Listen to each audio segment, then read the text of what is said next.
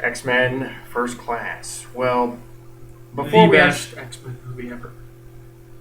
well, I don't think you've minced words in saying that this is your favorite X-Men movie, but I feel the need to explain my mindset coming into this before we actually rip into it. Now, think back to around 2009, 2010 when honestly the X-Men movies were not doing all that well critically, X-Men Last Stand. and Wolverine.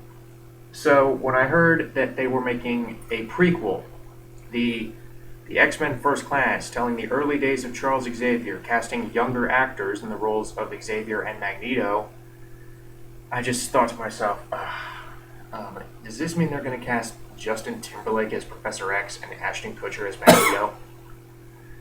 Um, and honestly, my spirits were not lifted when I heard that it was going to be directed by Matthew Vaughn, and I said, the guy who did Kick-Ass, really?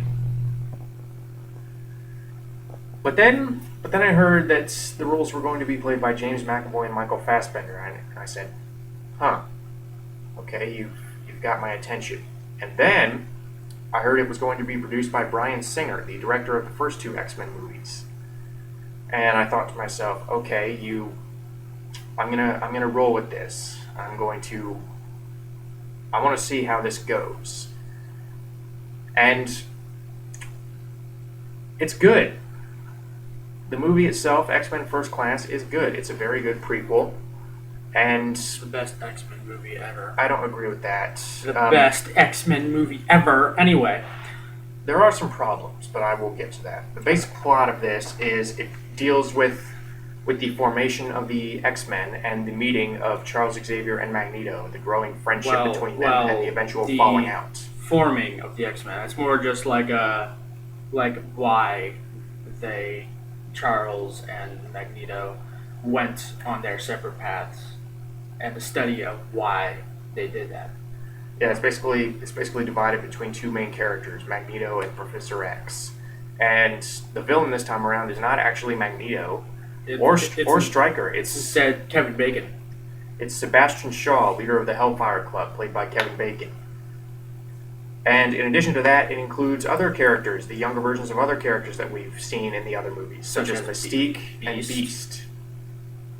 Wasn't Havoc in the original X-Men?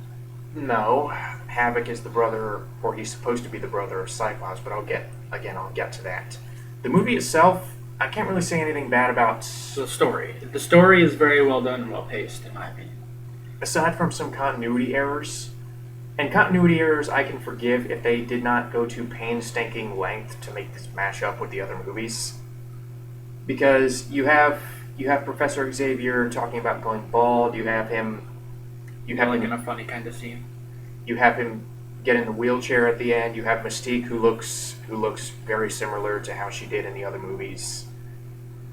You have Beast becoming Beast. So you have all of these elements that they are trying to match up with the other movies. And when they get something wrong, I think it stands out that much more because of the lengths that they go to make it match up. Yeah. However, the best part about this movie, in my opinion, The main characters. the two main characters, James McAvoy and Michael Fassbender, are As- excellent as Professor Xavier and Eric Lensher. They are the sole reason that I really enjoy this movie, because when they are in scene together, The chemistry is just fantastic. yeah, it's very very believable, and you actually think that they have formed this very strong bond with each other, and it's that much more heartbreaking when Magneto's inner demons kind of start to control him more. And what I really love about these performances is that they don't try to copy what Patrick Stewart and Ian McKellen did. They do their own thing. They put their own spin on it. It's like when Martin Freeman played Bilbo Baggins in The Hobbit. Yeah, like you know how Professor X was very stone-faced kind of in the originals, Well, he very wasn't- talking very logically, and He was very calculating. he was Same with very calculating. Same with Magneto. But in this one, he's still calculating, but he's a fast talker. He He's plays a womanizer. he plays to their emotions. He plays to his opponent's emotions more. He's more energetic. Yeah, he's much more charismatic in my opinion. And and Eric Lensher, there's a lot more unrestrained anger, whereas Ian McKellen, I mean, you could pin this on him having more experience, the character having more experience with dealing with the Homo sapiens, but Ian McKellen's performance, there was always this kind of restrained hostility. I mean, he never really lost composure. Michael Fassbender just goes all out. Yeah, he basically the first half of this movie is him trying to chase down Kevin Bacon, who wronged him in the past, and he just kind of destroys every scene he's in because of how angry he is, and because the emotions are so powerful. Yeah, and it's not over the top. I mean, they find a good balance between keeping a passionate performance without going overboard or silly. Yeah. So those two are worth watching. Those two alone are make this movie worth watching. Don't forget Hugh Jackman's Wolverine in this one. Well, we'll mention that when we get to the cameos. The villain I also like. Kevin Bacon is the villain. I thought he was underwhelming.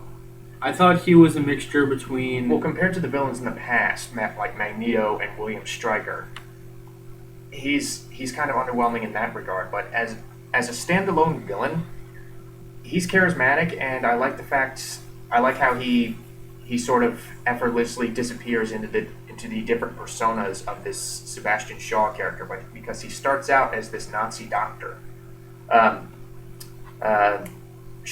Klaus Schmidt, and the German that he speaks is fluent.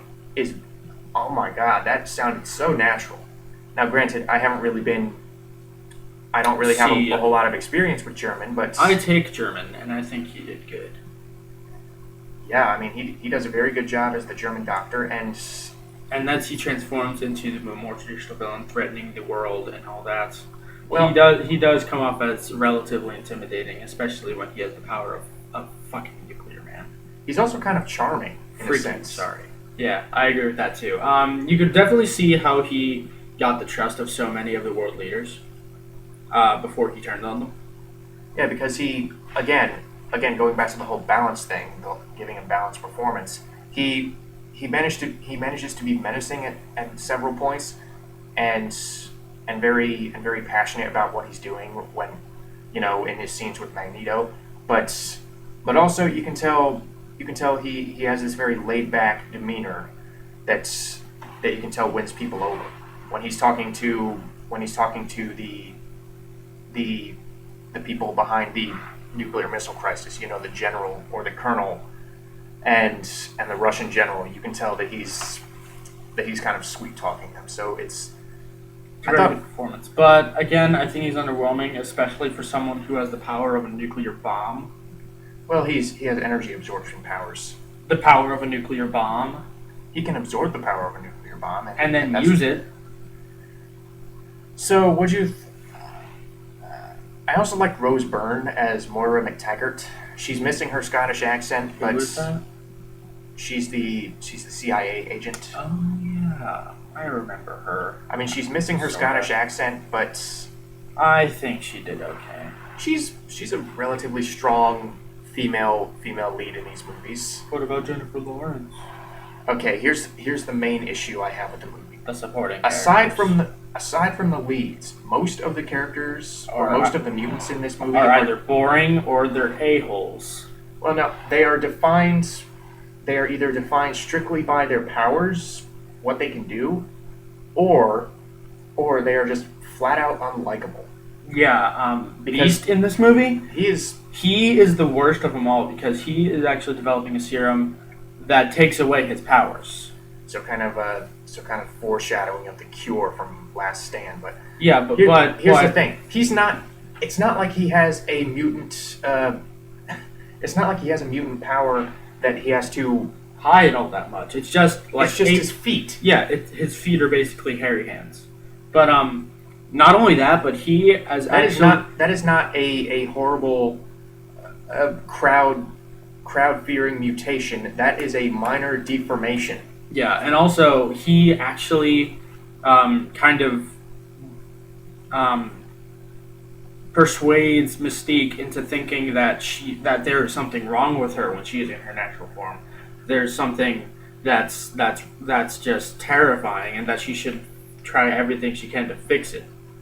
And that's all, and that also pertains to why I like Magneto in this movie so much, because he actually does believe that she is fine the way she is, and that he's basically just encouraging her to be who she is. You make a good point in that they don't really compromise. They don't compromise the character of Magneto. You can still tell that this Magneto character is the same character that we saw in the other movies. Yeah. Albeit a much younger and different version of him. Yeah. But you can still tell the ideals that he has and his personality are the same. With Beast, there is almost no resemblance between the whiny little guy here and the very strong mutant activist we saw in The Last Stand. Except for his intelligence, and that's not enough. You need to have some form of personality trait that at least resembles the Beast, like, I don't know, a kind heart. Yeah, and making Beast this insensitive little toad who wants to who wants to get rid of his powers and sees nothing good in any kind of mutation. It almost, I understand they wanted to have a character arc with him, how he kind of gradually moves toward what he eventually becomes in The Last Stand, but there's a difference between wanting to have a character arc and completely changing the character. Speaking of which, they also completely screw over the character of Mystique. Oh, I thought you were going to say the other one. Emma Frost? Yeah. Oh, they also screw her over. I would argue even worse than Origins. Anyway, Mystique is played by Jennifer Lawrence. He doesn't like her. Oh my I do. God.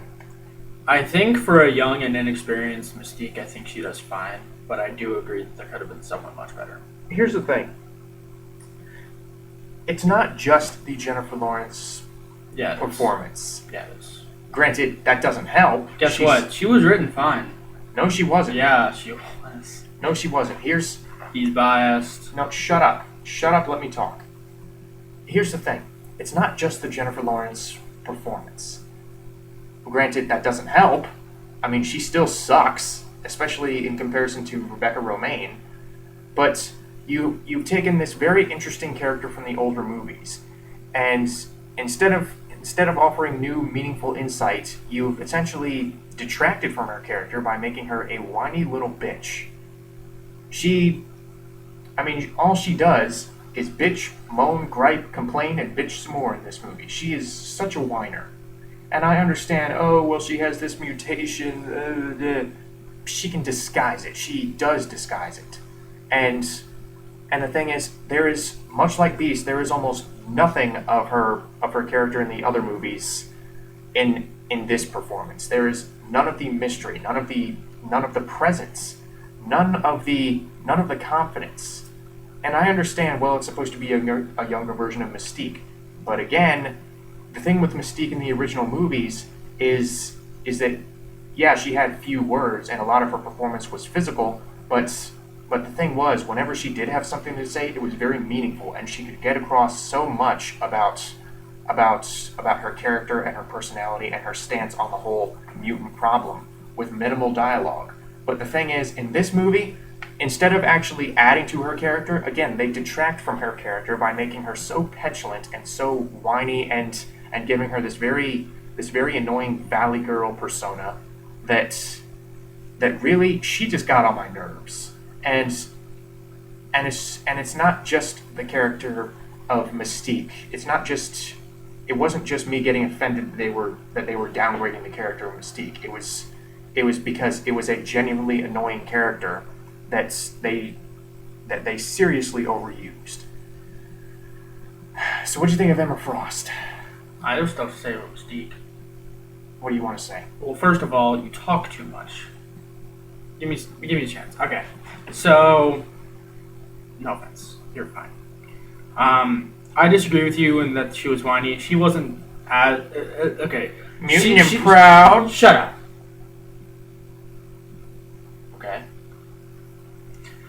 I agree that she had some whiny scenes. I'm not going to deny that. But you see her. She was the one with the arc in this movie. She was slowly being influenced by Magneto's passion for mutants. And she slowly became more confident before she finally turned to him. instead of Xavier. Okay, that's the first thing. Second of all, she was kind of the leader of the new recruit mutants, other than Magneto and Xavier. She was the one that was the most, in all honesty, was the most charismatic and the most confident out of their group. Which isn't saying much. Joe, shut up. Okay. Okay. Third, I do believe you have some ground here, but you again are being completely biased against Jennifer Lawrence. This character was written very well. Yes, she was written very well. Yes, she had a Valley Girl personality, but you actually saw her change. Her dialogue was believable. Her relationship with both Magneto and Xavier was very, very genuine, and she had enough charisma to maintain individuality within the group. See, I disagree because the characterization of Mystique, I think, was one of the biggest albatrosses around this whole movie. Because A, she had little to no motivation to go with Magneto at the end instead of staying with Xavier, who was just crippled. I mean, I understand. No, she. Well, as the movie goes on, you see her developing much stronger relationship with Magneto than with Xavier, who was much more interested in helping the other mutants. Well, yes, but let's not forget, Xavier is the one who took her in. Xavier is the one she has treated like a brother her whole life, and all of a sudden she turns just because of a few weeks with Magneto. Give me a break. There is a shift in ideals, and then there is just being disloyal to the person who put food in your stomach and who put clothes on your back. Yeah, but he's also the person, along with Beast, that almost denounces her mutant power. Yeah, but Xavier didn't do anything. Xavier did not. He talked to her as if there was something wrong with her as well. Magneto said, "You know what? I don't care what you look like. Your power is extraordinary, and it could be very useful, and you should use it to its full ability." That is why she turned, because she was thankful that there was anyone in the world that accepted her for who she was. Well, at the very least, you have to give me. I guess we'll just agree to disagree on this one, but at the very least, you have to give me the inconsistency in her personality and her speech pattern between this and the other movies. Yep. They could have. Well, again, you can infer that in between the movies that she was very secluded from civilization, so she kind of lessened her talking, and also she was influenced by Magneto's continuing or transcendence into calm and kind of collected, so that she wouldn't be as moody per se. Okay, so what'd you think of Emma Frost? Sucked. She was terrible. She was probably the worst character in the entire movie. Okay, fine. Yeah, how about this? The worst developed. She was the worst. But here's the thing: another character, Emma Frost, that they at this point in the movie, at this point in these movies, they have now screwed up twice. Once in X-Men Origins Wolverine, Where she was a good guy. and another time in this. Emma Frost is this anti-hero character. And here's the thing: they were originally going to throw her in earlier in the series, where she. I don't know how much validity there is to this, but she was apparently being considered to be played by Sigourney Weaver. How awesome would that have been? That would have been pretty cool. Sigourney Weaver as Emma Frost. And instead of casting January Jones, who couldn't act her way out of a paper bag, or at least if this movie is any indication, but why not cast Kate Blanchett or Diane Kruger or Sigourney Weaver in the role? Diane Kruger would have been really good with this. I mean, instead of casting January Jones, who, granted, some of this has to do with the way the role is written. I can't really blame Jones for all of this. I can't remember a single line from her. Yeah, that's the problem. She's just Kevin Bacon's maid. Yeah, she is completely forgettable. That's the problem, I think. Here's her character. You want to know her character in one word? Slut. Yeah, because she basically makes a mind like a German leader think that he's having sex with her when Russian. whatever. When when she's just sitting on the couch on the other side of the bed. And you just think, why would you allow him to see that? She's not. Well, she's not interesting in the least. She's not played with any mystique by Jennifer what's her You're face? still on that. No, whatever her face January is. Jones. Okay, but if they developed her a lot more, I think what would have been a really cool twist is if she had been playing Kevin Bacon this entire time. And then at the end, she actually killed him, and then she took the helmet for herself. Because she could use her powers from inside the helmet, but Charles couldn't use his powers on her. You think? I think they would have had to have gotten rid of that opening scene with Magneto in Auschwitz. Whatever. But regardless, the characterization, aside from the leads, is what really holds this movie back, I think, from the other movies, because... And there are other mutants that we haven't talked about, but there's one word that can describe all of them. Boring. Boring. Because, again... Except for maybe Havoc. He was a little interesting. Like, just his concept. Well, yeah, but here's the thing. What do you remember about Havoc? He was insecure. That's all I remember. What do you remember about Banshee? Nothing. Was okay. What do you remember about Darwin? Who's Darwin? The guy who could adapt, the guy who got killed by Kevin Bacon. He was in it for about 15 minutes. Yeah. What do you remember about, what's her name? Bumblebee? Angel, the chick with the wings. What do you remember about her? Butterfly. What do you remember about her? She was a butterfly slut. Okay, well, what do you remember about Azazel, the red guy, the red Nightcrawler guy? What the hell's Azazel? He was... Oh, Nightcrawler ripoff. Got it. So do you remember anything about his personality? No. He didn't have a personality. He didn't even have a line. I don't even know... A lot of the time, I didn't even know the names of Kevin Bacon's posse. I mean, at least in the first... It was Killer Frost, Kevin Bacon, and Azazel. Emma Frost. Shut up. But, no, there was that tornado guy. There was? I think. No.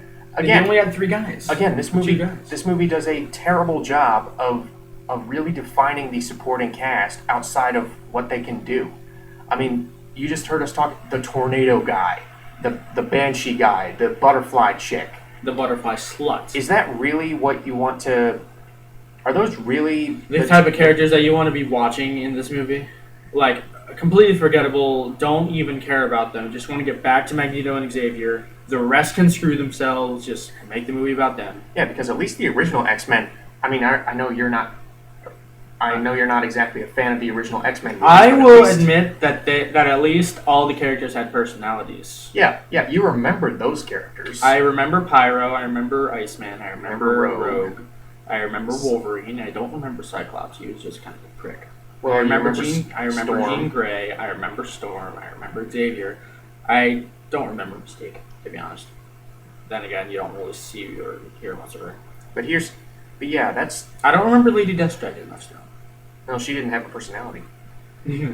But, yeah, that's really the biggest issue I have with this movie, is the characterization of the supporting cast is extraordinarily weak. Yeah, sorry for ranting on about that for about 15 minutes. But anyway, next, I guess we're going to go with... The action scenes? Yeah. They were good. There weren't many of them. There were maybe 2 or 3. There were a lot more emotional scenes, I think, in this one. They took their time, and that's one thing I will have to give this over the others. Over Last Stand, because the other ones took their time. Yeah, I really like this movie because I like dialogue, I think, in these movies a lot more than I like the action scenes. Or at least in the newer ones. Like, X-Men Origins had wit, this one had emotion, and the Wolverine just was a good story. Wait, X-Men First Class, you mean, had wit? No. X-Men Origins Wolverine had wit. Like, did you just call me? I thought that was funny. Because it reminded me kind of the other Marvel movies, except not. This one had a lot more emotion, I think, which I very much enjoyed. And the other one, and the Wolverine, just I think was a good story, and I think it was a good dilemma for Wolverine to go through. Anyway, the action scenes. For what ones there were, I do think they were done well, albeit they were a little bit... because none of the mutants' powers were particularly explosive or even that impressive. Basically, any action scene that did not involve Magneto or Xavier you didn't really care about. Yeah, there weren't many. There was the one where Kevin Bacon invaded the place. There was the one where Magneto attacked Kevin Bacon's cruise ship. That one was really cool. I liked that. Or he tried to move it and pull it toward him. Well, and he also took the chain and hit the ship with it. Yeah. And then the final one where it takes place during the Cuban Missile Crisis. I thought that was kind of overly complicated. I didn't think it was. I thought it was kind of cheesy how both the Russian and the American commanders were like, "It has been an honor to serve with you." I mean, you could argue that yeah, it could be a little exploitative to use the Cuban Missile Crisis as a backdrop for your comic book movie, but personally, I think it adds some nice political undertones, especially considering that this does take place in the '60s. Yeah. I think that if Havoc used his powers more, it would have been a lot better. Well, the action scenes are staged well enough. I mean, I don't really think many of them stand out all that much, but they're filmed well. There's no shaky cam, and the characters are, or at least their powers are, well defined enough to where they use them well. They use them well, yeah, and even though the effects aren't really anything to write home about, because I've seen better effects, I've seen worse effects. X-Men 1 worse, X-Men 2 and 3 better. Yeah, I mean the effects here definitely some of them don't really hold up as well. Like the effect they do with Kevin Bacon absorbing energy, I thought that looked kind of cheesy. It did look cheesy, but it did look kind of interesting for the first couple times. And then Banshee's scream, that was okay, I guess. And then Havoc's thing looked a little bit too cartoonish and video game heavy. Well, overall, it was a very good movie. It's my favorite. It's one of his favorites, behind the Wolverine and X-Men 2. Well, I don't pretty much. I don't know. I mean, it's at least in your top 5. There are only 6 of them. I know, that's the point. Anyway, I do think that even if you didn't like the other X-Men movies, you will like this one if you have a heart, I guess. But it's different, and it's a lot different. Instead of a serviceable prequel. Yeah. I mean, you get to get new insight into the characters of Professor X and Magneto that you never got, because it was always about Wolverine and Cyclops and all that. Yeah, I mean, the relationship between Xavier and Magneto is really the biggest reason to watch this movie, and even if you don't care about that, after this movie, you probably will care about that because of how well it's handled. So yeah, I recommend it. I do too. I recommend it a lot more than some of the others. If you don't like Transformers and you just like a good story. Do you want to talk about cameos or no? The cameos were awesome. They were pretty cool. This is just going to be a little thing on the side, but Wolverine had probably one of the best cameos I've ever seen. Hello, my name is Charles. No! Don't spoil it. Just trust that it is awesome. It fits Wolverine with so the Wolverine well. character. I also like the cameo by Rebecca Romijn as the older version of Mystique. You know, when she's in the bed and Magneto's like maybe in a few years, and she morphs into Rebecca Romijn. I was like, okay, that's kind of clever. But yeah, the cameos are fine. I actually like some of the lesser appreciated cameos like Michael Ironside and Roddy Sherbeja. But yeah, it's a good movie. Yeah, not my favorite, but far from my least favorite. And it's my favorite, so that should be enough to watch it. Bye. Wave bye.